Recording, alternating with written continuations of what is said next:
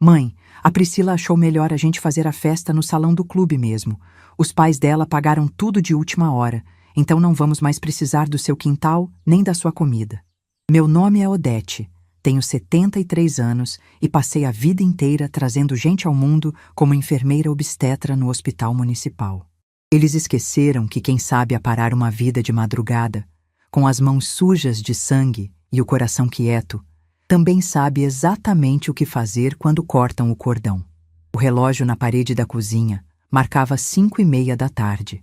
O sol começava a baixar, pintando o céu com aquele tom alaranjado que o Nelson, meu falecido marido, tanto amava.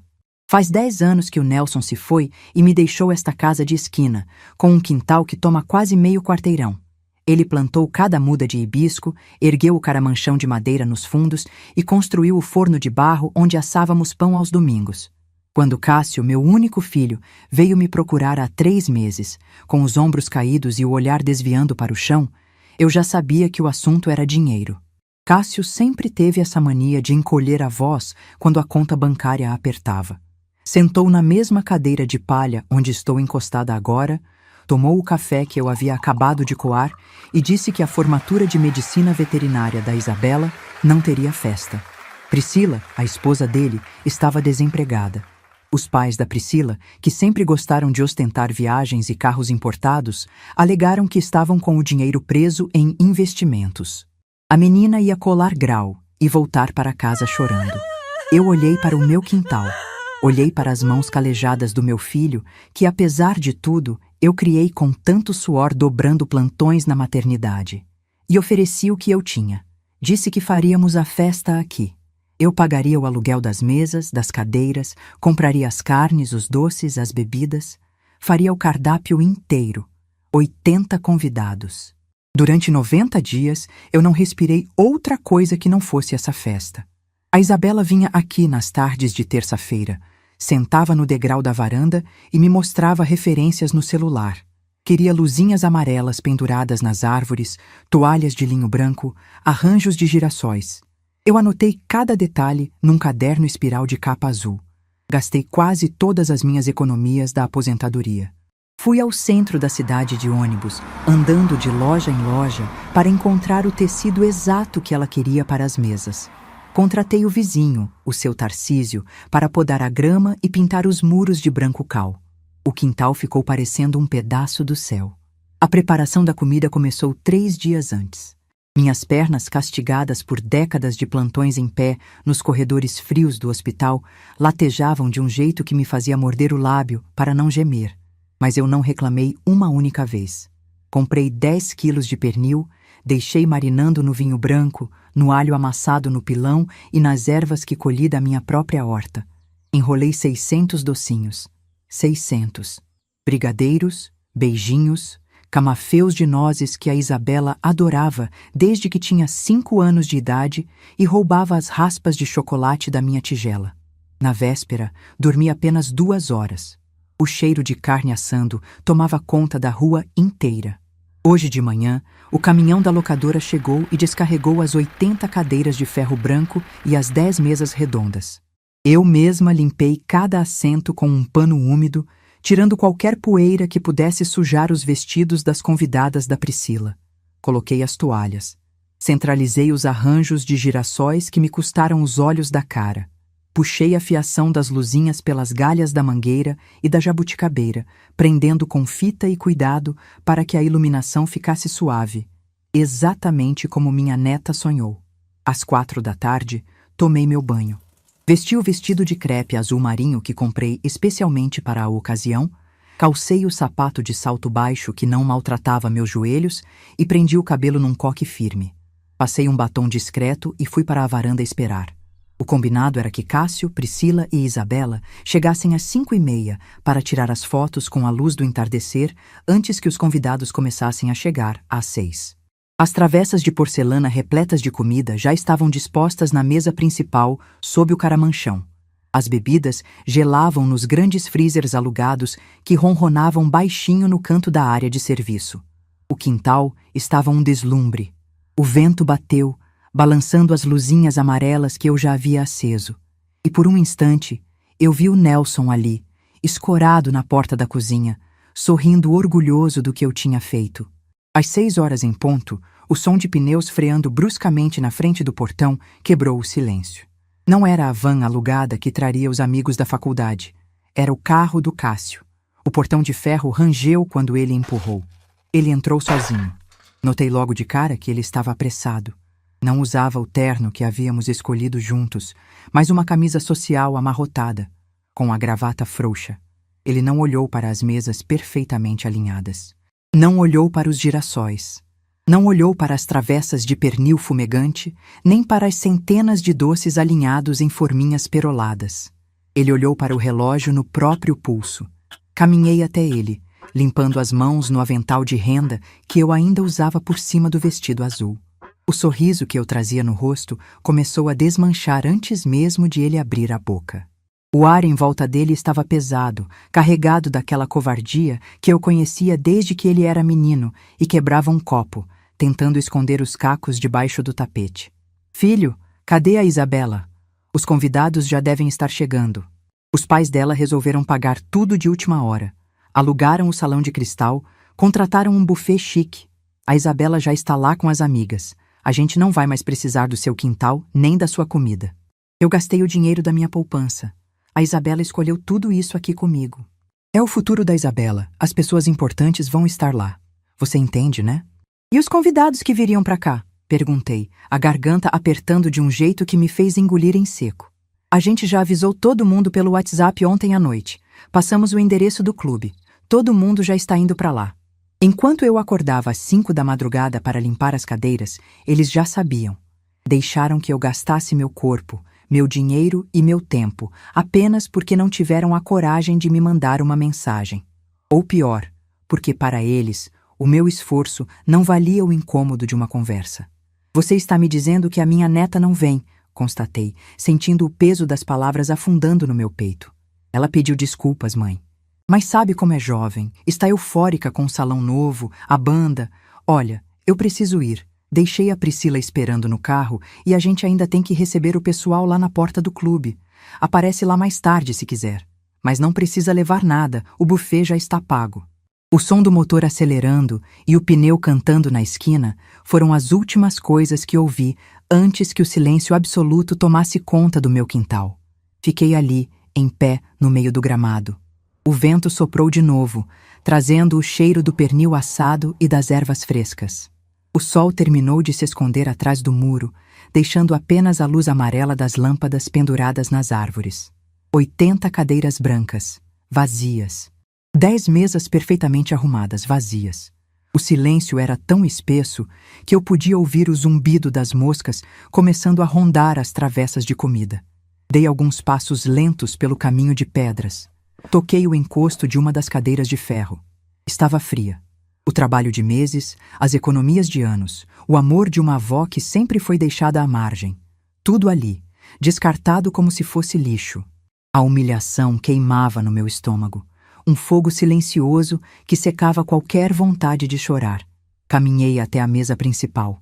Olhei para o bolo de 3 andares que eu mesma confeitei. Olhei para os girassóis. Eu não fui convidada para a vida deles. Fui usada como estepe, como a opção barata que se descarta assim que algo brilhante aparece. Eles me reduziram a uma velha de quintal, indigna de estar no salão de cristal dos pais da Priscila. Fui até o portão de ferro. Empurrei as 2 folhas pesadas até ouvir o estrondo metálico do trinco se fechando. Passei o cadeado. Girei a chave. O som do metal trancando reverberou na rua deserta. Apoiei as mãos nas grades frias, sentindo a aspereza do ferro contra a pele fina dos meus dedos. O arrepio que subiu pela minha espinha não era de frio, e muito menos de tristeza. Era uma clareza absoluta, fria e cortante. Eles acharam que podiam simplesmente me apagar, me deixar no escuro com o que sobrou. Virei as costas para a rua e caminhei de volta para a minha casa, passando pelo mar de cadeiras vazias, sem desviar o olhar. Subi os 3 degraus da varanda, abri a porta da cozinha e entrei. A luz fluorescente piscou antes de firmar. Parei no meio do cômodo, tirei o avental de renda e joguei sobre a bancada. Fiquei ali, ouvindo o som da minha própria respiração pesada, antes de fechar a porta de madeira atrás de mim. A cozinha ainda guardava o calor do forno que trabalhou sem parar. O cheiro de açúcar queimado e canela estava impregnado nas cortinas, nos azulejos, na minha própria pele. Caminhei até a pia e liguei a torneira. A água fria correu pelos meus pulsos, lavando o restinho de farinha que ainda se escondia debaixo das minhas unhas. Observei a água escorrer pelo ralo, formando um redemoinho escuro. Cada gota parecia carregar um pedaço da ilusão que eu alimentei durante toda a vida. A ilusão de que a devoção de uma mãe seria um dia escudo suficiente contra a indiferença de um filho. Enxuguei as mãos num pano de prato limpo. Meus olhos varreram a bancada onde repousava o caderno azul espiral. As anotações da Isabela, os desenhos das luzinhas, os cálculos de quantos quilos de carne seriam necessários. Peguei o caderno. O papel parecia mais pesado agora. Fui até a janela que dava para os fundos. O quintal iluminado parecia um palco esperando por atores que nunca chegariam. 80 lugares vazios. A fartura exposta ao relento. Eles não queriam a minha presença, não precisavam da minha comida. Para eles, eu era apenas a mulher que quebrava o galho, a velha do quintal, o plano B que se joga fora sem olhar para trás. Apertei o caderno contra o peito por um segundo, sentindo o papelão duro contra as costelas, antes de atirá-lo dentro da lixeira de alumínio num gesto rápido e definitivo. O som oco do impacto ecoou na cozinha. Fui até o interruptor e apaguei a luz da varanda. Deixei apenas a escuridão da casa fazer companhia ao brilho inútil das luzinhas amarelas lá fora. Caminhei até o corredor escuro, o salto do meu sapato batendo no piso de taco, cada passo marcando o fim de uma era de servidão silenciosa. Eles me queriam fora da festa, mas esqueceram que quem preparou o banquete também sabe muito bem quem vai devorá-lo. Fechei a porta do meu quarto, deixando o silêncio da noite engolir a casa. O quarto estava escuro e cheirava a lavanda, o mesmo cheiro que me acompanhou nas madrugadas mais pesadas do hospital. Sentei na beirada da cama de casal, o colchão cedendo sob o meu peso, e desabotoei o vestido de crepe azul marinho. O tecido escorregou pelos meus ombros, frio e inútil. Dobrei a peça com a mesma precisão de quem dobra um lençol de maca e guardei na última gaveta da cômoda. Não haveria mais festa de gala. Calcei meus sapatos brancos de enfermagem, aqueles de solado grosso de borracha que conhecem o formato exato da minha exaustão, e vesti uma calça de algodão e uma blusa velha de botão. O luto pela família que eu achava ter durou exatos 20 minutos. O relógio de pulso marcava 6h40 da noite. Lá fora, o pernil ainda estava quente. Voltei para a cozinha. O silêncio da casa parecia zombar de mim, mas eu já havia passado tempo demais ouvindo o choro de recém-nascidos para me assustar com o vazio. Fui até a gaveta do armário de mogno e tirei de lá uma caderneta de capa preta, gasta nas pontas, onde guardo meus contatos de uma vida inteira. Folheei as páginas amareladas até a letra M. Marta. Fazia 5 anos que eu não ligava para ela, desde que o Nelson adoeceu, mas o número de telefone fixo continuava o mesmo. Marta foi uma das primeiras mães que ajudei a dar à luz no hospital municipal. Uma menina de 17 anos, assustada, que eu segurei pela mão enquanto o mundo parecia desabar. Hoje, Marta era a coordenadora da Casa de Acolhimento São Vicente, um abrigo no centro da cidade que recebia famílias despejadas e mulheres que não tinham para onde correr. Disquei os números no aparelho de telefone fixo pendurado na parede. O toque longo soou 3 vezes, antes de a voz rouca e cansada atender do outro lado da linha. Casa São Vicente, boa noite. Odete da maternidade. Eu tenho 10 quilos de pernil assado, 80 cadeiras vazias, 10 mesas arrumadas com toalha de linho e 600 doces finos no meu quintal. A festa foi cancelada. Eu não vou jogar comida no lixo e não vou passar a noite olhando para as paredes. Quantas pessoas você tem abrigadas aí hoje? Nós estamos com 52 pessoas esta noite, 7 crianças. O fogão industrial daqui quebrou hoje de manhã. Eu estava agora mesmo tentando ver se conseguia doação de marmitex para não dar só pão com mortadela no jantar. A senhora tem certeza?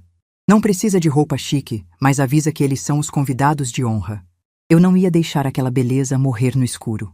Enquanto eu arrumava as jarras de vidro em cima das mesas, ouvi o barulho do portão do vizinho. O seu Tarcísio, que passara a semana inteira debaixo de sol pintando os meus muros de branco cal, apareceu na grade que dividia os nossos quintais. Ele usava uma camisa regata e segurava uma xícara de café fumegante. Os olhos apertados tentavam decifrar o que estava acontecendo. Dona Odete? Ué, a festa não ia começar às 6? Cadê o pessoal do seu filho? O carro dele passou voando por aqui agora há pouco. Tinha me visto carregar caixas, lavar o piso de cimento, chorar de dor nas costas quando ninguém mais estava olhando. Seu Tarcísio abaixou a xícara, a indignação endurecendo os traços do seu rosto enrugado. Eu não acredito numa barbaridade dessas. Depois de tudo que a senhora fez, o seu filho não tem vergonha na cara? Eles devem chegar daqui a pouco. Você me ajuda a servir? Ninguém desperdiça comida na minha frente, muito menos comida feita pela senhora. A sensação de que as minhas mãos ainda serviam para alguma coisa. Às 7h30, o som pesado de um motor a diesel quebrou a quietude da rua. Um micro-ônibus branco, com a pintura descascada e o logotipo da prefeitura apagado na lateral, estacionou na frente do meu portão. Atrás dele, uma van escolar antiga também parou. Fui até o portão de ferro, destranquei o cadeado pesado e abri as 2 folhas largas. Marta foi a primeira a descer. Ela estava mais velha, os cabelos grisalhos presos num rabo de cavalo frouxo, mas o olhar era o mesmo daquela menina assustada da maternidade. Ela me deu um abraço apertado, com cheiro de sabão de coco e cansaço. Dona Odete, a senhora é um anjo. Eu não sabia nem como contar para eles. Homens de ombros caídos, mulheres segurando bebês de colo, idosos com passos lentos, crianças com roupas grandes demais para os seus corpos miúdos. Eles olhavam para o meu quintal iluminado como se estivessem entrando num sonho. As mesas arrumadas, os arranjos de girassóis reluzindo sob a luz amarela, o cheiro inebriante de carne assada dominando o ar. Havia um receio inicial, uma vergonha de pisar naquele chão impecável com seus sapatos gastos. Eu me posicionei na entrada do caramanchão, cruzei as mãos na frente do corpo e falei alto, com a mesma voz de comando que eu usava para organizar a ala de triagem do hospital. Boa noite a todos. Podem entrar, por favor. Sentem onde quiserem. As mesas são de vocês. A comida está servida e não tem hora para acabar. As crianças correram para as cadeiras de ferro, maravilhadas com o tecido macio das toalhas de linho. Os adultos se acomodaram, ainda contidos, murmurando agradecimentos enquanto o seu Tarcísio começava a circular com as bandejas de carne fumegante. Eu peguei os pratos e fui servindo um por um. Não deixei que fizessem fila. Eu exigi que eles ficassem sentados enquanto eu e o vizinho levávamos a comida até eles. Quando cheguei na mesa perto da jabuticabeira, um menino de uns 6 anos, com a bochecha suja de terra e os olhos enormes, puxou a manga da minha blusa. Tia, eu posso comer aqueles docinhos ali também? A minha mãe falou que é só de enfeite. A lembrança da Isabela, minha neta, roubando as raspas de chocolate na minha cozinha, cortou o meu peito por um milésimo de segundo. Engoli a dor junto com a saliva. Pode comer todos que você aguentar, meu filho. Eles foram feitos exatamente para você. O som de risadas, de talheres batendo nos pratos e de conversas animadas encheu o vazio que o Cássio tinha deixado. Aquele quintal voltou a ser o que o Nelson sempre quis, um lugar de vida, de barulho, de fartura. Eu circulava pelas mesas, enchendo os copos, cortando mais bolo, me certificando de que ninguém sairia dali com o estômago roncando. Foi por volta das 9 da noite que percebi a Marta parada perto do forno de barro, com o celular apontado para o quintal inteiro. Ela estava gravando um vídeo. Caminhei até ela, limpando as mãos no avental. O que você está fazendo, Marta? Precisam ver a dignidade que a senhora devolveu para essa gente hoje. A maioria deles nunca sentou numa mesa de linho na vida. Nunca comeu num prato de porcelana. A Priscila achava que não era adequado para a família importante dela. A clareza fria que me tomou quando tranquei o portão mais cedo voltou com força total. Eu não sou mulher de barraco, não sou de gritar na rua. Eu sou estrategista. Eu crio caminhos onde os outros veem portas fechadas. Pode postar, Marta. Posta tudo. Tira foto das mesas, do bolo, da carne e faz um favor para mim. Na hora que você for escrever o texto agradecendo, coloca o motivo da festa. Escreve assim: banquete doado pela avó Odete em comemoração à formatura da sua neta Isabela. filha do Dr. Cássio e da senhora Priscila. Coloca os nomes completos deles. Que profissão linda ela escolheu. Eu vou até marcar o perfil da clínica veterinária do seu filho, que ele inaugurou no centro. Eu sigo eles na internet. Ajuda a dar mais visibilidade para a nossa causa. O frescor da noite começou a tomar conta do ar. O Cássio e a Priscila achavam que podiam me excluir da festa da minha própria neta. Eles achavam que bastava mudar o endereço para apagar o meu esforço. Eles esqueceram que, hoje em dia, o endereço físico não é o único lugar onde uma festa acontece. O celular da Marta continuava gravando, capturando cada sorriso, cada mordida, cada detalhe do luxo que foi rejeitado. As luzinhas amarelas piscaram, como se concordassem comigo. O golpe deles tinha sido silencioso. A minha resposta, no entanto, faria um barulho que nenhuma parede de cristal seria capaz de abafar.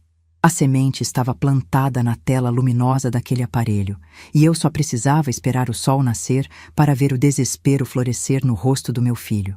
Fui até a pia, abri a torneira e lavei minhas mãos de novo. A água fria levou embora o cansaço. A velha do quintal, afinal de contas, ainda sabia exatamente como entregar uma criança para o mundo. Ou, nesse caso, como entregar a arrogância do próprio sangue de bandeja para a cidade inteira assistir. Os últimos convidados cruzaram o portão de ferro pouco depois da meia-noite. O micro-ônibus branco e a van escolar manobraram na rua estreita, deixando para trás um rastro de poeira e o eco de crianças que adormeceram com os estômagos forrados de carne assada. Fiquei parada na calçada até as lanternas vermelhas desaparecerem completamente na esquina escura. O vento da madrugada bateu no meu rosto, frio e cortante, carregando o cheiro de fumaça do forno de barro que começava a esfriar lentamente. Tranquei o cadeado pesado mais uma vez. O quintal agora estava em desordem, mas era uma desordem viva, real. Cadeiras fora do lugar, toalhas de linho com manchas de refrigerante, guardanapos de papel amassados sobre as mesas. Seu Tarcísio já estava recolhendo os pratos sujos, empilhando a louça de porcelana com um cuidado extremo para não lascar as bordas. Caminhei até ele e peguei a outra ponta da bandeja pesada. Não trocamos mais do que 3 palavras durante a próxima hora de limpeza. O som da água corrente na pia da área de serviço e o bater abafado dos talheres sendo lavados preenchiam o vazio da noite. Minhas pernas formigavam do joelho para baixo, reclamando do esforço contínuo. A dor lombar, velha conhecida dos intermináveis plantões noturnos na maternidade municipal, fincava suas garras na base da minha coluna. Mas eu não parei. Esfreguei cada travessa de vidro com sabão de coco, enxaguei bem e sequei com os panos de prato limpos que o Nelson adorava comprar na feira de domingo. Quando a última colher foi guardada na caixa de plástico da locadora, seu Tarcísio secou as mãos enrugadas na calça jeans gasta. Ele olhou para o relógio de pulso, depois para o meu rosto marcado pelas horas sem dormir. Ele sabia, pela experiência dos próprios anos, que a pior parte de uma casa vazia não é o eco nas paredes, é o momento exato em que a gente deita a cabeça no travesseiro e a memória resolve falar alto. Ele me deu um aceno curto e silencioso, pulou a mureta baixa de volta para o quintal dele e sumiu no escuro. Apaguei as luzinhas amarelas da mangueira e da jabuticabeira. O quintal voltou a ser apenas um pedaço de terra e cimento sob a lua minguante. Entrei em casa, tranquei a porta da cozinha e fui direto para o quarto. Não tomei banho. Apenas tirei os sapatos brancos de solado grosso de borracha, deitei de bruços na cama de casal e deixei que a exaustão física desligasse o meu corpo antes que o meu cérebro pudesse processar o peso da traição do meu próprio filho. Acordei com o som agudo dos pardais brigando no telhado de Brasilite. O relógio digital na mesa de cabeceira marcava 5h45 da manhã. Meu corpo inteiro protestou com uma pontada aguda quando tentei me sentar. Cada músculo parecia ter sido esticado muito além do limite humano. Fiquei sentada na beirada do colchão por alguns minutos, massageando as panturrilhas doloridas com as pontas dos dedos endurecidos pelo trabalho. O silêncio da casa era absoluto e denso. O cheiro de lavanda do quarto se misturava com uma lembrança distante de açúcar queimado que ainda vinha da cozinha. Levantei devagar, calcei meus chinelos velhos e caminhei até o banheiro. Lavei o rosto com água gelada da torneira, encarando meu reflexo no espelho manchado de umidade nas bordas. As olheiras fundas e arroxeadas, os cabelos grisalhos amassados do lado direito do travesseiro. Eu era a mesma Odete de ontem à tarde, mas a ingenuidade cega de mãe tinha escorrido para sempre pelo ralo daquela pia. Fui para a cozinha. O hábito inquebrável de décadas me guiou pelos movimentos automáticos de ferver a água na chaleira, moer os grãos frescos de café e passar o pó escuro pelo coador de pano. Enchi minha caneca de alumínio amassada e sentei na cadeira de palha perto da janela basculante. O sol nascia aos poucos, clareando o gramado úmido de orvalho lá fora. As mesas desmontadas e empilhadas, as cadeiras brancas amontoadas num canto perto do muro, aguardando o caminhão da locadora chegar. O quintal estava nu. Não havia mais resquício de festa. Peguei meu celular, um aparelho antigo e pesado que o Cássio me deu de presente de aniversário há 3 anos, apenas porque o meu telefone de botão tinha parado de funcionar de vez.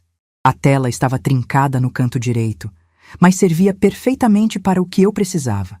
Apertei o botão lateral. A tela acendeu com força, revelando uma avalanche de notificações que eu nunca tinha visto na vida. O símbolo do aplicativo de fotos, aquele que a Isabela instalou para mim dizendo que eu precisava me modernizar, estava com um círculo vermelho e um número que passava de 300 alertas. O símbolo de mensagens verdes também piscava sem parar na barra superior. Coloquei a caneca de café quente na mesa de fórmica. Apertei os olhos cansados e abri o aplicativo de fotos. A primeira coisa que saltou na tela iluminada foi o vídeo gravado pela Marta. Ela tinha editado as imagens durante a madrugada. Havia uma música suave, quase celestial, tocando de fundo. O vídeo mostrava o meu quintal perfeitamente iluminado, as mesas impecáveis com as toalhas de linho, e depois cortava bruscamente para os rostos das crianças mastigando o bolo de 3 andares, os idosos do abrigo segurando taças de vidro com suco de caju, e o sorriso banguela daquele menino pequeno com a bochecha suja de terra. Embaixo do vídeo estava o texto exato que eu mesma havia ditado para ela. A Casa de Acolhimento. São Vicente agradece imensamente o banquete de gala doado pela senhora Odete em comemoração à formatura de medicina veterinária de sua neta Isabela, filha do Dr. Cássio e da senhora Priscila. Uma família abençoada que escolheu abrir mão do próprio luxo para alimentar aqueles que não têm nada nesta cidade. O Dr. Cássio, proprietário da Clínica Veterinária Vida Animal, provou para todos que o sucesso profissional só tem valor quando vem acompanhado da verdadeira caridade. Que exemplo maravilhoso de ser humano, escreveu uma mulher chamada Beatriz, com vários emojis de coração.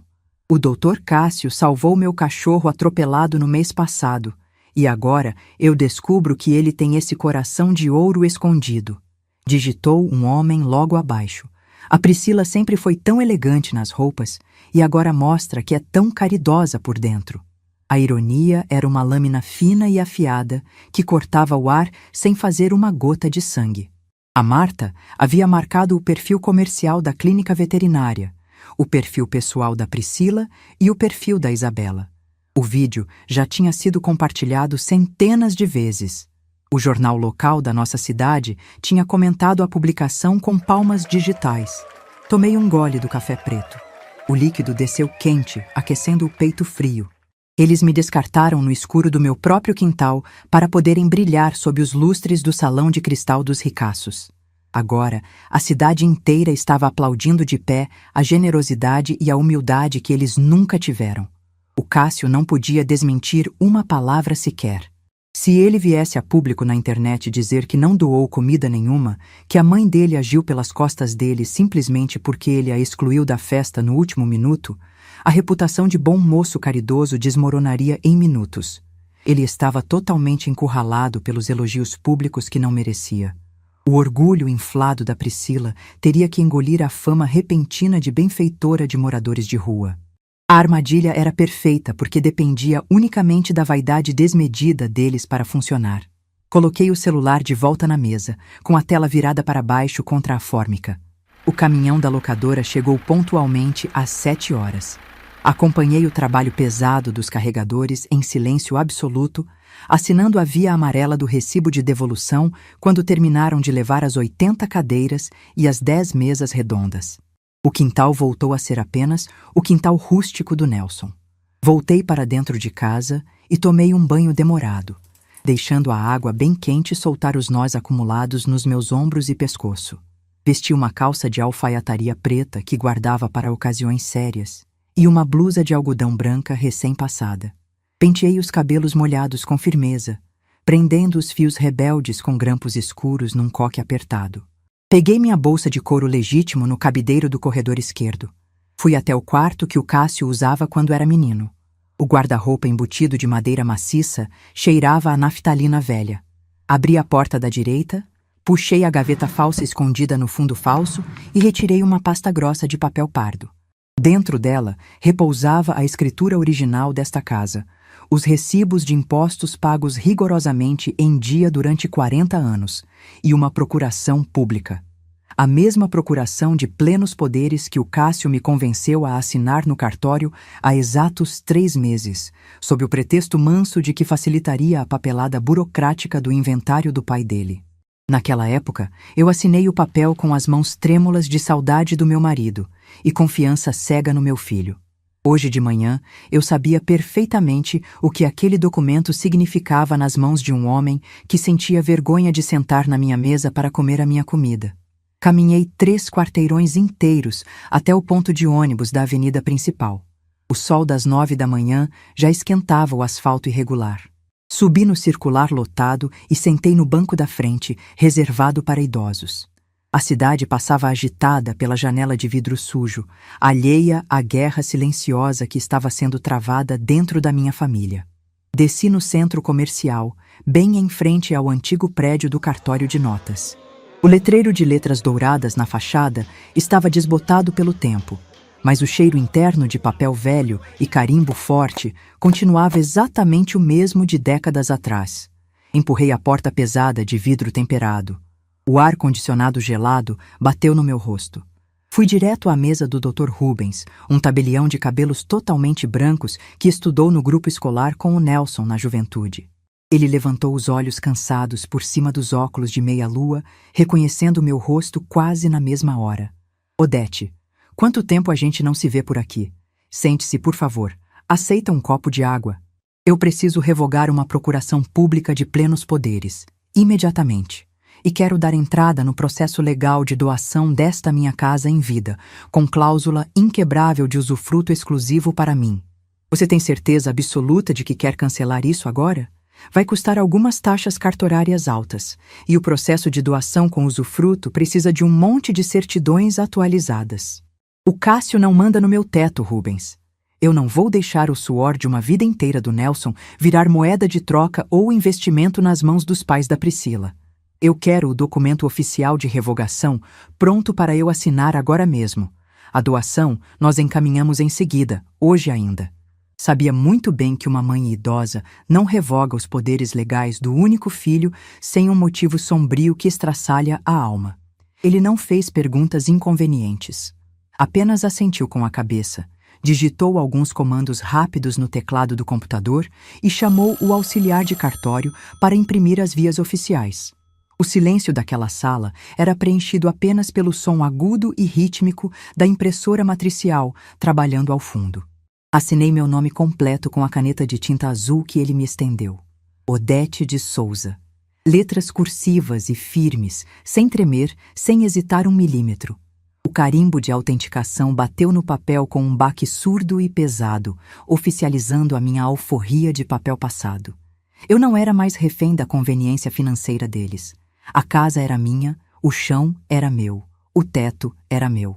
Se o Cássio quisesse dinheiro fácil para sustentar a pose de rico da esposa, teria que suar o próprio jaleco na clínica veterinária. Paguei as taxas no caixa do cartório e guardei a minha via autenticada da revogação dentro da bolsa de couro, fechando o zíper com força. O peso invisível nos meus ombros parecia ter diminuído pela metade quando empurrei a porta de vidro para voltar à rua movimentada. O sol do meio-dia castigava as calçadas de pedra do centro da cidade. mas eu sentia apenas a brisa fresca da minha própria decisão acertada. Parei na esquina movimentada para esperar o sinal de pedestres abrir. Foi exatamente nesse instante que o celular antigo vibrou no fundo escuro da minha bolsa. Uma vibração longa, desesperada e insistente. Puxei o aparelho pelo zíper lateral. A tela trincada brilhava forte sob a claridade do sol a pino. O nome Cássio piscava em letras garrafais no identificador de chamadas. Ele estava ligando.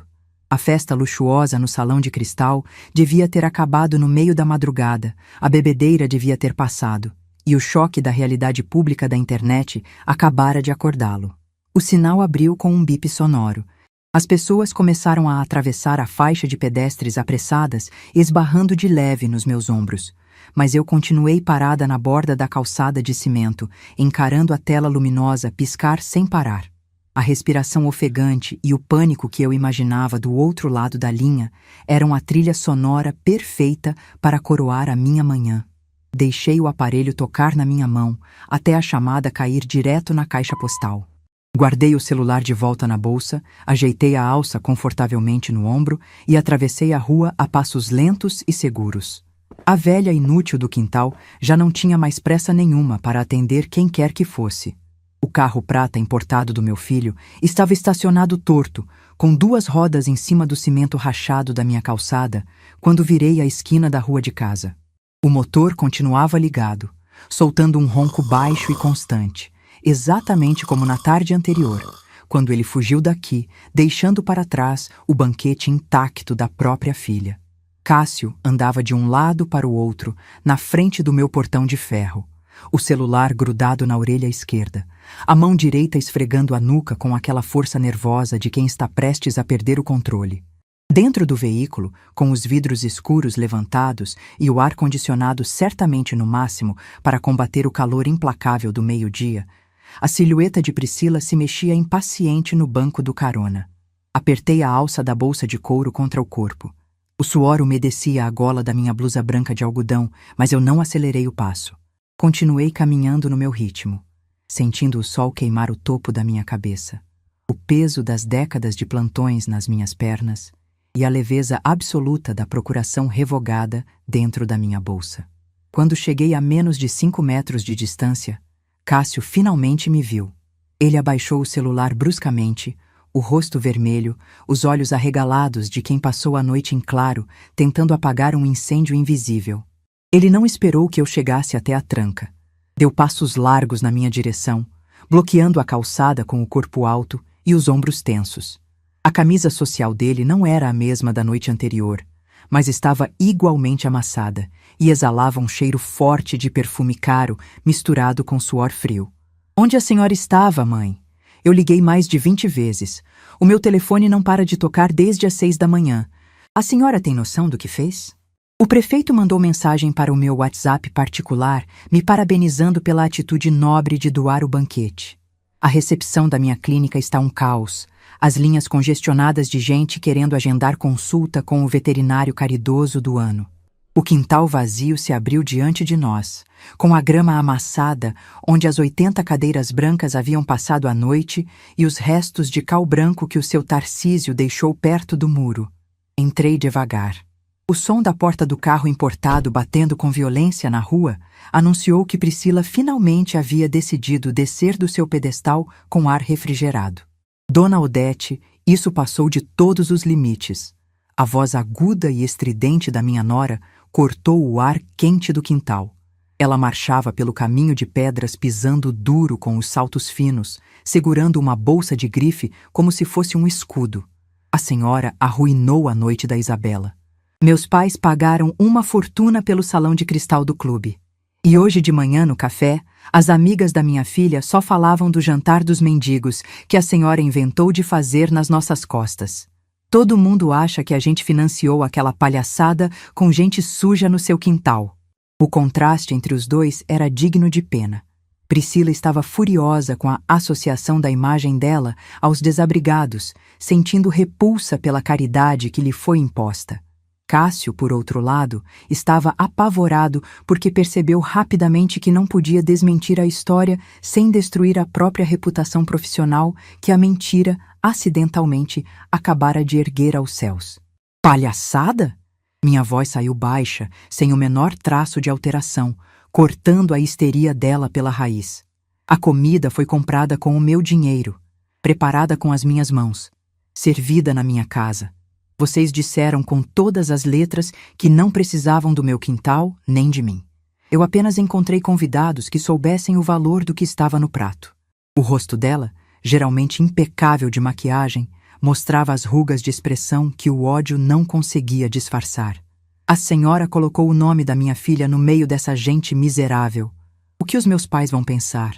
O que as pessoas do clube vão pensar? A senhora vai ligar para aquela coordenadora daquele lugarzinho sujo agora mesmo e mandar apagar aquele vídeo. Se a gente pedir para retirar, vão dizer que nos arrependemos da caridade. Vão investigar. A clínica ganhou 300 seguidores em 2 horas. Tem fornecedor querendo fazer parceria de ração com a gente por causa dessa visibilidade. Cássio engoliu em seco, olhando para mim com uma mistura doentia de súplica e raiva. Mãe, a senhora precisa sustentar essa história. O jornal da cidade quer mandar uma equipe amanhã na clínica para me entrevistar sobre a doação. Eu preciso que a senhora confirme que a ideia de doar o banquete foi nossa, que a Priscila concordou. A senhora só precisa dizer que organizou tudo a nosso pedido.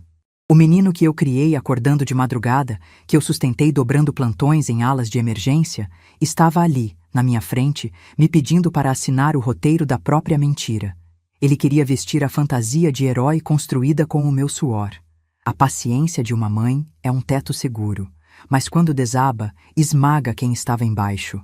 Caminhei em direção ao caramanchão de madeira, o exato local onde a mesa principal de doces estava montada ontem. Parei sob a sombra fresca das trepadeiras e soltei a bolsa de couro em cima de um banco de cimento. Você quer que eu confirme a sua generosidade para o jornal da cidade? Repeti, saboreando cada sílaba. Você quer que eu diga que o homem que teve vergonha do meu quintal, que achou que o meu chão não era adequado para a família importante da esposa, é, na verdade, um anjo de bondade. Nós podemos até te dar um dinheiro, pagar o que a senhora gastou com as carnes e os aluguéis. Ele tentava barganhar, a voz trêmula de covardia. Dinheiro? Eu sorri. Foi um sorriso curto, seco, que não chegou aos olhos. Eu não preciso do seu dinheiro, Cássio. Assim como você não precisa mais se preocupar com a burocracia do inventário do seu pai. Os ombros largos dele caíram. Ele soltou o braço de Priscila e deu um passo vacilante na minha direção, o arrepio da compreensão começando a subir pela espinha dele. O que a senhora quer dizer com isso? O papel oficial, com as margens timbradas e o carimbo azul e pesado de autenticação, brilhou sob a luz do sol que vazava pelas folhas do caramanchão. Estendi a folha na direção dele. Cássio pegou o documento com as mãos trêmulas. Os olhos dele correram rapidamente pelas linhas impressas. A respiração dele parou no meio do peito. Revogação total de poderes. Ele sussurrou, a voz esganiçada, os dedos apertando as bordas do papel até os nós ficarem brancos. Mãe, a senhora cancelou a procuração da casa? Por quê? A gente ia vender isso aqui no mês que vem para dar entrada na casa de condomínio da Priscila. Você ia usar o chão onde o seu pai construiu a nossa vida para pagar o luxo de quem não tem coragem de olhar na minha cara. Mas o chão é meu. As paredes são minhas. Eu não sou apenas uma velha de quintal para vocês jogarem no escuro quando a luz do salão de cristal acende. Esta casa já tem doação em vida assinada, com usufruto exclusivo meu até o último dia da minha respiração. A boca dela se abriu num horror mudo. A casa de condomínio fechado, o luxo que os pais dela não podiam mais bancar e que eles planejavam arrancar de mim, havia acabado de virar pó nas mãos do marido. O chão fugiu dos pés daquela mulher. Ela olhou para as próprias unhas perfeitamente pintadas, depois para mim, a indignação sufocando na garganta dela, sem encontrar palavras. Cássio amassou a ponta do papel. A máscara de filho bom estava rachando, revelando o desespero do homem afogado em dívidas invisíveis. A senhora está me destruindo, mãe. A senhora sabe que a Priscila está desempregada. Sabe que a clínica tem contas atrasadas. A gente precisava do dinheiro dessa casa para não afundar. O desespero dele era real, assim como a minha humilhação na noite anterior havia sido. A diferença é que ele cavou o próprio buraco com paz de arrogância. Antes que ele pudesse tentar me comover com lágrimas falsas, o som áspero de um motor a diesel interrompeu a quietude pesada do quintal. O micro-ônibus branco da prefeitura estacionou exatamente na frente do meu portão de ferro, ocupando a rua estreita e bloqueando o carro importado de Cássio. O freio de mão fez aquele ruído característico de ar sendo solto. O portão de ferro, que Cássio havia apenas encostado no trinco, foi empurrado com firmeza. Marta entrou no quintal. Mas ela não estava sozinha. Atrás dela, caminhava um homem jovem vestindo uma camisa polo com o logotipo da emissora de televisão regional, carregando um microfone de espuma preta. Um cinegrafista com uma câmera pesada no ombro vinha logo atrás, a luz vermelha de gravação já piscando. A coordenadora do abrigo abriu um sorriso largo e genuíno quando me viu sob o caramanchão, sem perceber o campo de guerra em que havia acabado de pisar. Dona Odete, me perdoe a invasão, mas nós não podíamos esperar. O pessoal da TV Brasil Central viu o nosso vídeo na internet e eles vieram correndo gravar uma reportagem ao vivo para o Jornal do Almoço. Marta apontou orgulhosa para o homem com o microfone. Então, os olhos dela caíram sobre Cássio e o sorriso dela dobrou de tamanho. Meu Deus, que providência! O Dr. Cássio está aqui, a família caridosa reunida no exato local da doação. Com um aceno rápido para o cinegrafista, ele avançou pelo gramado, encurralando Cássio e Priscila perto do forno de barro. A câmera focou diretamente no rosto suado do meu filho. Estamos ao vivo direto do quintal mais famoso da cidade hoje. A voz de locutor do rapaz ecoou pelo espaço, profissional e entusiasmada. Ele esticou o microfone em direção a Cássio, cuja expressão era a de um prisioneiro caminhando para a guilhotina. Dr. Cássio, o senhor e sua esposa Priscila abriram mão do luxo da formatura da filha para alimentar mais de 50 pessoas em situação de rua. A cidade inteira quer saber: de onde veio essa lição de humildade tão rara nos dias de hoje? O senhor se importaria de contar para a nossa região inteira como tiveram essa brilhante ideia de fazer a festa aqui, neste quintal simples? Priscila tentou se esconder atrás do ombro do marido, cobrindo o rosto com a bolsa de grife, envergonhada de ser exposta ao vivo naquele quintal que ela tanto desprezava. O silêncio do meu filho era ensurdecedor. Os segundos preciosos da televisão ao vivo passando implacáveis, enquanto o país inteiro aguardava a resposta do falso herói que não tinha para onde correr. O microfone de espuma preta continuava estendido a poucos centímetros do queixo do meu filho. A luz vermelha da câmera piscava num ritmo constante, marcando os segundos de uma transmissão ao vivo que a cidade inteira assistia na hora do almoço. O sol batia forte no rosto do Cássio, destacando o suor que escorria pela linha do cabelo e molhava o colarinho da camisa amarrotada. Ele abriu a boca. Fechou. O arrepio de pânico que subia pela espinha dele era tão visível que eu quase podia tocar. Ele olhou para a lente da câmera de televisão como se encarasse o cano de uma espingarda carregada. Dr. Cássio? O repórter insistiu, o sorriso profissional inabalável, achando que o silêncio era apenas modéstia. O pessoal de casa está esperando. Como o senhor tomou essa decisão de abrir mão de um salão de luxo para transformar o quintal da sua mãe nesse palco maravilhoso de solidariedade? Os saltos finos dela bateram nas pedras do caminho com a urgência de quem foge de um incêndio fora de controle. O cinegrafista moveu levemente o equipamento pesado no ombro, acompanhando a fuga desajeitada da mulher até ela sumir pela fresta do portão e entrar no carro prata. A porta do carona bateu com violência. Parece que a emoção é grande demais para a família. O jornalista improvisou, puxando o microfone de volta para si por um instante, com a habilidade de quem não deixa a peteca cair na televisão. A verdadeira caridade não busca os holofotes, não é mesmo? Mas nós fazemos questão de mostrar exemplos assim. Ele voltou o microfone para o Cássio. Apenas algumas palavras, doutor. O que o senhor sentiu ao ver aquelas pessoas comendo o banquete que seria da sua filha? Se confessasse que fugiu da festa por vergonha do meu chão rústico e que eu doei a comida sozinha como resposta à humilhação que ele me impôs, a clínica veterinária que carregava o nome dele viraria sinônimo de escória.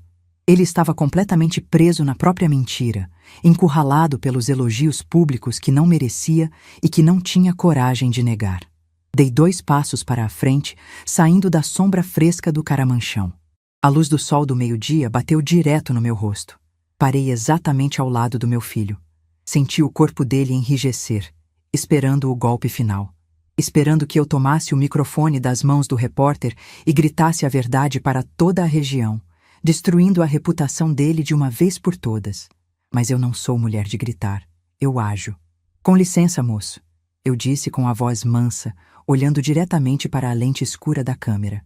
O meu filho sempre teve essa dificuldade imensa de falar sobre as próprias virtudes. Ele é um homem de poucas palavras. Pousei a mão direita sobre o ombro esquerdo do Cássio.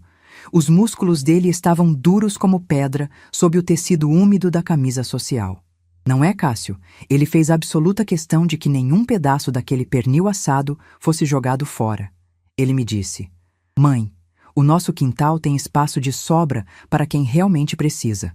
A ideia de convidar o abrigo foi o resultado direto da decisão dele de não usar mais este espaço para a festa. A senhora deve ter muito orgulho do homem que criou Dona Odete. Ele apenas assentiu com a cabeça, um movimento robótico, trêmulo, com os olhos vazios de quem acabou de assinar a própria sentença. O repórter fez o encerramento da matéria, elogiando mais uma vez a iniciativa brilhante da clínica veterinária Vida Animal, e o cinegrafista abaixou a câmera. A luz vermelha finalmente se apagou. O encanto da televisão se desfez em poucos segundos. Marta veio até mim, apertou minhas mãos calejadas com força e agradeceu mais uma vez pelo jantar da noite anterior, totalmente alheia à guerra fria que havia acabado de acontecer a centímetros do nariz dela. A equipe da emissora guardou os longos cabos pretos no micro-ônibus da prefeitura e partiu, levando a coordenadora de volta para o centro da cidade. O portão de ferro bateu. O silêncio tomou conta do meu quintal novamente. Cássio continuava parado no mesmo lugar, petrificado perto do forno de barro. Ele olhou para o chão de cimento rachado. Não havia mais raiva no rosto dele. Não havia mais aquela impaciência arrogante de quem achava que o meu tempo não valia nada. Havia apenas a ruína nua e crua. Ele percebeu, tarde demais, que a armadilha era insuperável. A doação da casa estava oficialmente revogada no cartório. O dinheiro alto que ele precisava para tapar os buracos do próprio luxo não existia mais. E a fama de bom moço caridoso que ele acabara de aceitar em rede nacional cobraria um preço que ele não tinha como pagar. Ele caminhou em direção à rua sem levantar os olhos para me encarar. Os ombros largos estavam caídos, os passos arrastados. Passou pelo portão aberto, entrou no carro importado onde Priscila o aguardava calada atrás dos vidros escuros e deu a partida. O som do motor foi se distanciando até sumir na esquina. Tranquei o cadeado pesado. Guardei a chave na bolsa de couro. Caminhei de volta para dentro de casa. Fui direto até o quarto do Nelson e guardei a pasta de papel pardo com a minha escritura no fundo falso da gaveta. A casa era minha. O silêncio, agora, também era. Os meses que se seguiram trouxeram as consequências com a precisão de um relógio antigo. A nossa cidade pequena não perdoa quem tenta viver acima do que o suor permite. Seu Tarcísio, que passa as tardes encostado na mureta de cal branco conversando com quem desce a ladeira da rua, foi quem me trouxe as notícias exatas pouco a pouco. A reportagem na televisão foi o começo do fim para a pose milionária do Cássio. A fama de veterinário caridoso atraiu centenas de pessoas humildes para a clínica dele no centro da cidade. Pessoas simples, trabalhadores rurais, donos de animais resgatados da rua, todos querendo consulta de graça. Afinal, o homem tinha doado um banquete de gala para moradores de rua, não negaria atendimento a um cachorro ferido. Cássio não podia cobrar. Se cobrasse os honorários normais, se recusasse o atendimento solidário, a mesma internet que o ergueu ao posto de santo o derrubaria com a fúria implacável da hipocrisia exposta. Ele passou a trabalhar de graça, consumindo os próprios estoques de medicamentos caros, sugando o pouco dinheiro que o caixa da clínica ainda tinha para manter a fachada. Em menos de 90 dias, a corda esticada arrebentou. Sem a venda da minha casa de esquina para cobrir os rombos financeiros, a clínica chique no centro foi fechada por falta de pagamento do aluguel comercial. O maquinário moderno de raio-x foi devolvido para o banco. Fiquei sabendo que ele alugou uma salinha minúscula num bairro afastado, perto da rodovia Poeirenta, onde atende sozinho, sem secretária e sem ar-condicionado, tentando pagar as dívidas que o soterraram. Priscila teve um destino ainda mais amargo que a própria soberba. O dinheiro infinito dos pais dela, aquele que supostamente estava preso em investimentos e que pagou o salão de cristal, era apenas uma fraude contábil de anos. A bolha estourou em praça pública. O nome do pai dela saiu nas páginas policiais e no caderno jurídico do jornal da cidade. Os carros importados da família foram apreendidos pela justiça. A casa de condomínio fechado que eles tanto queriam comprar virou pó. Hoje, Priscila mora de aluguel num apartamento modesto de 2 quartos, trabalhando como recepcionista numa loja de tecidos na avenida principal para ajudar a pagar a faculdade da Isabela, que perdeu a bolsa de estudos integral. Eles nunca mais vieram ao meu quintal. Nenhuma ligação no telefone fixo. Nenhuma mensagem no aparelho celular de tela trincada. O silêncio deles não me dói nem um pouco. Pelo contrário, é o som cristalino da minha própria paz. Eu não cobrei vingança. Eu apenas deixei que a arrogância deles pagasse a própria conta no caixa da vida. O peso colossal da vaidade quebrou as pernas de quem tentou correr rápido demais usando os sapatos dos outros. O calendário folhinha pendurado na parede da minha cozinha marca o final do mês de novembro.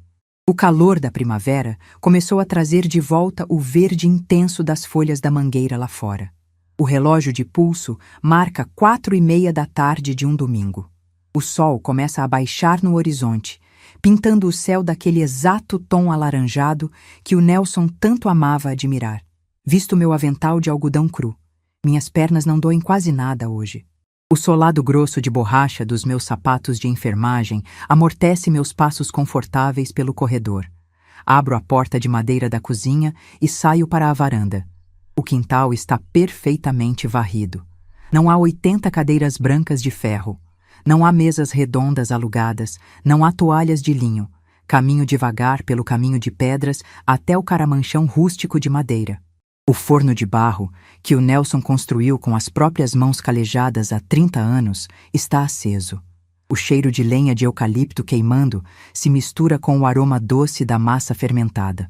Seu Tarcísio está encostado na mureta divisória, segurando uma xícara esmaltada de café preto recém-coado, esperando a fornada do dia sair. Abro a porta pesada de ferro do forno com um pano grosso dobrado. O calor bate no meu rosto, seco e extremamente acolhedor. Puxo a assadeira de alumínio amassada. 3 pães grandes, redondos, com a casca dourada e perfeitamente crocante. O cheiro de pão quente toma conta da rua inteira. Pego a faca de serra grande. Corto uma fatia generosa do pão ainda fumegante. A fumaça sobe no ar fresco do entardecer. Passo uma camada de manteiga, que derrete imediatamente e escorre pelas bordas rústicas da casca. Caminho até a mureta branca e entrego a fatia na mão do seu Tarcísio, que sorri largo e assente com a cabeça num agradecimento silencioso de quem conhece o valor das coisas simples. Volto para debaixo do caramanchão. Corto uma fatia para mim. Sento no banco de madeira áspera, o mesmíssimo lugar onde o Cássio tentou barganhar o próprio perdão inútil meses atrás. Mordo o pão. O sabor da massa quente, feita com o meu próprio tempo, assada no meu próprio fogo, alimenta apenas quem sabe reconhecer o valor do chão onde pisa. Mastigo devagar, observando um bem-te-vi solitário pousar no galho mais alto da jabuticabeira. O vento leve balança as folhas verdes. A casa é minha. O quintal é meu. E o pão que eu asso, hoje, eu divido apenas com quem tem a decência e a honra de entrar pelo meu portão de ferro sem pedir que eu me esconda na escuridão.